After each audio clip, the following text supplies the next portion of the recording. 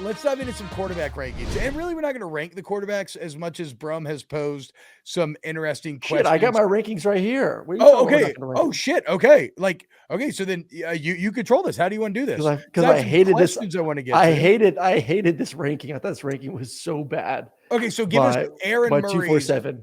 top 10 NCAA quarterback rankings. All right, so this is my top 10 quarterbacks heading into the season. One is it's Caleb Williams. If you don't have Caleb Williams as your number one quarterback, you're an idiot and you don't know the quarterback position. He is what today's game is about at the quarterback spot. I like Drake Maye. Don't get me wrong. I think he's a phenomenal quarterback. Caleb Williams gives you everything.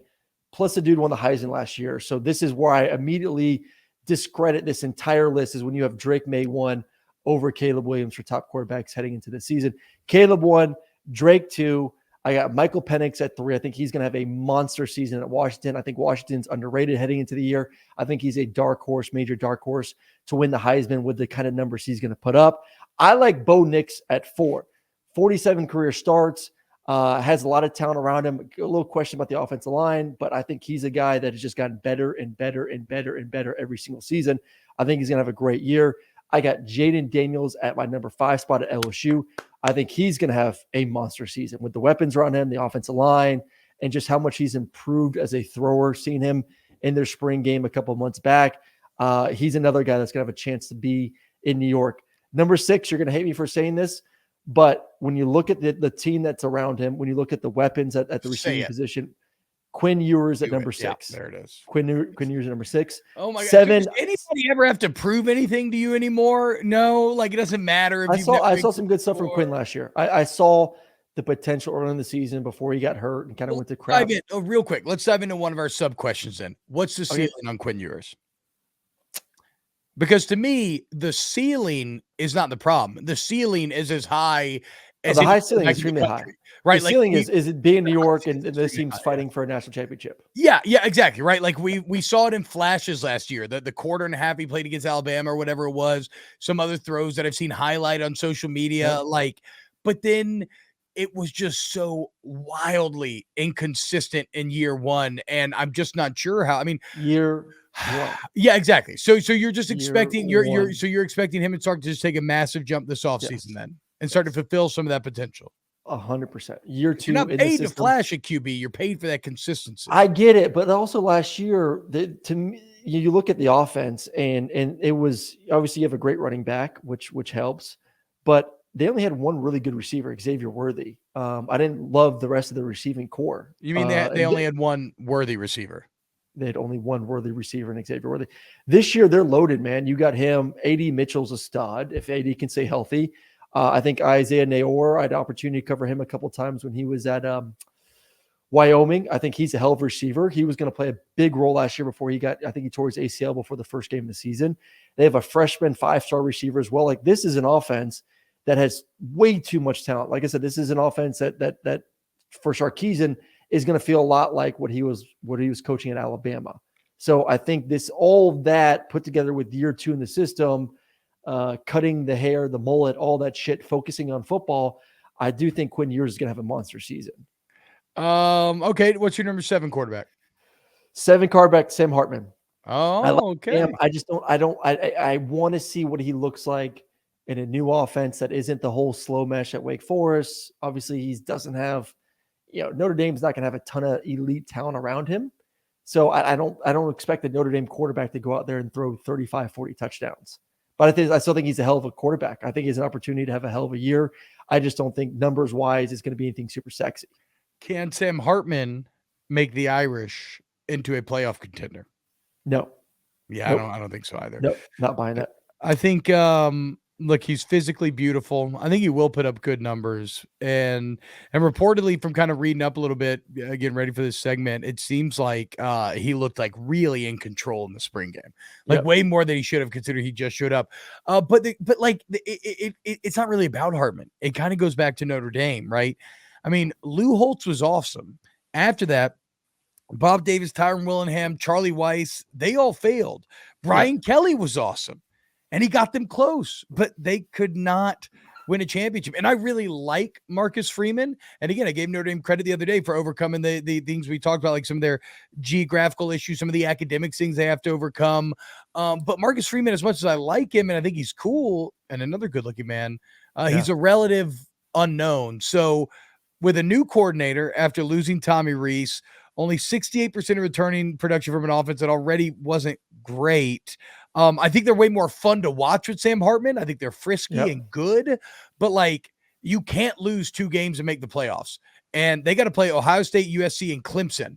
They likely lose 2 of those 3. And even if they don't, they still got teams like Pitt, NC State, and Duke who are capable of getting you on any weekend. So I don't see how Notre Dame makes it to that gauntlet only losing 1 game. No, I'm with you. I'm with you on that one. Still, even then, like 11-1 Notre Dame. That should get in. Me, that should get in. I don't even know if I'd be pissed. I'd be fucking pissed. That's bullshit. That's a good schedule if they go 11-1. That is a good schedule, but would you put them in over an 11-1 Ohio State who loses on the road barely to Michigan? Yes. Yeah. If you're not a conference, get out of here. I don't care. Yeah. But they're not a conference. They're fucking independent. You have to assume they've beaten again 2 of the 3. I guess. Sorry, Clemson, Aaron. Ohio State.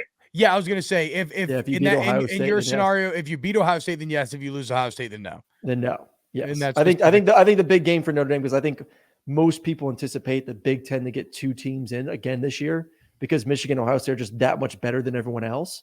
And so I think for them the big one is you got to beat Ohio State. If Notre Dame wants a chance to get in, because Ohio State's not going to lose another game besides Michigan. That's it. So Probably you better beat Ohio State. Yeah. You better beat Ohio State. That's a good point, actually. Like Ohio State's either going to be 12-0 and 11-1 unless Notre Dame can do something about it. Yeah. All right. Let's see. Number 8. 8. Number 8, I got Jordan Travis, Florida State. Yep. 9, I got JJ being higher on this list. We'll see. Yeah. I got JJ McCarthy at 9. And then 10, I'm torn at 10 because I'm like torn in the sense of I think this is going to be an incredible year. I'm just going to say it. Call me a fucking homer all you want, assholes. Carson Beck. God. Carson Beck's going to be. This is called driving engagement. See, folks, we have a lot of Georgia fans that listen to the pod. And so if you throw in Carson Beck right there at the end, what do? You throw a dog a bone. Throw a dog a bone. Carson, these are my guys. These are my 3 on the outside. Who are you toy? Yeah, give me your OLI so I know who Carson Beck just beat out. Cam Rising, KJ Jefferson, Joe Milton. Do you know how fucking disrespectful that is to Cam Rising? Cam's coming off an ACL. Yeah. Cam's coming off. He tore his ACL in the Rose Bowl. Like it's only been 7 months. Like if I knew that you were getting a healthy Cam Rising, that I've seen play a game coming off that injury, then he probably would have been inside maybe my top 7. But I can't bet on a horse that's coming off a major surgery thinking that he's going to be the same guy that he was this past year. I just think that it's not even a fair premise because Cam Rising is going to have to, on top of the injury, has to overcome infinitely more than Carson Beck does. Carson Beck's going to sleepwalk to stats this year. All right, so there's Aaron Murray's top 10 quarterbacks. Here's the one thing I would bring up, Aaron. You say it's not even close if you're talking about Caleb Williams versus Drake Maye, right? But statistically, they're not that different. I mean, Caleb Williams had more time than he's a year ahead of Drake Maye, but like last year, Caleb Williams threw for 4,500 yards. Drake Maye threw for 43. Caleb Williams threw for 42 touchdowns. Drake Maye 38. Williams 5 picks. Maye 7 picks. Williams rushed for 10 touchdowns. Maye rushed for 7. Like they're right there neck and neck. And you seem to be ignoring one thing, and I understand why, because you yourself are a little tiny boy. But some of us, when we evaluate quarterbacks, you know what we want? We just want a big fucking dude, okay? You just want fucking Josh Allen back there. You want Peyton Manning back there. It's like Big E talking about Goldberg wrestling. You just want a big fucking dude throwing the ball.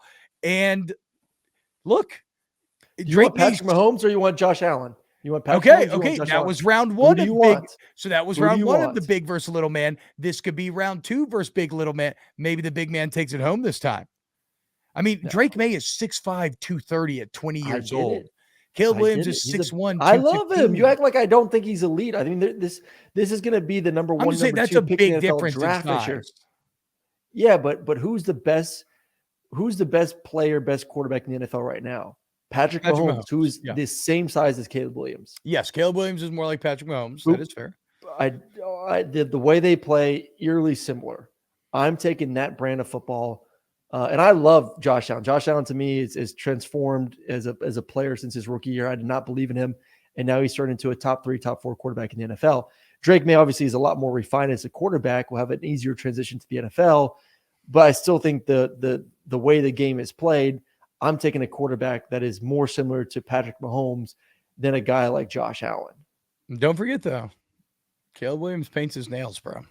It's a red flag. Yeah, it is. That's a red flag. Can't cheer for that guy. He said, fuck you to the opponent. Awful, awful, awful.